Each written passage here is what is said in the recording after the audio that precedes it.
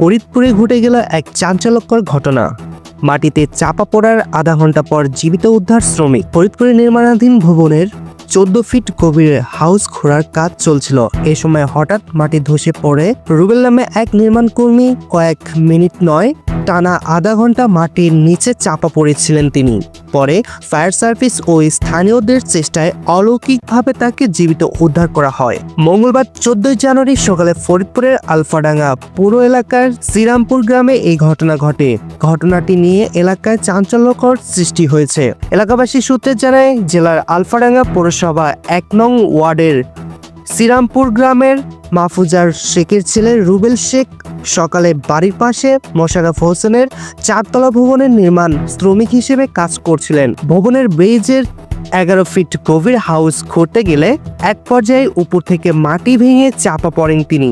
পাশে কাজ করা শ্রমিকরা চিৎকার দিয়ে মানুষ জড়ো করে রুবেলকে উদ্ধারের জন্য কোদাল দিয়ে মাটি খুঁড়তে গিয়ে রুবেলের হাতের আঙ্গুল দেখতে পান। তখন উদ্ধারকারীরা রুবেলকে শনাক্ত করতে পারেন। স্থানীয় লোকজন ও ফায়ার সার্ভিস সদস্যরা দীর্ঘ 30 মিনিট মাটি খুঁড়ে তাকে অজ্ঞান অবস্থায় জীবিত উদ্ধার করেন। তবে এ সময় রুবেলের আঙ্গুলের কোদালের কোপ লেগে আহত হয়। উদ্ধারকারীরা দ্রুত রুবেলকে আলফাডাঙ্গা উপজেলা স্বাস্থ্য কমপ্লেক্সে নিয়ে ভর্তি করেন। বর্তমান রুবেল হাসপাতালে চিকিৎসাধীন রয়েছে বলে জানা গেছে। চিকিৎসা চলমান রয়েছে, তিনি এখন আশঙ্কামুক্ত। ধন্যবাদ সবাইকে।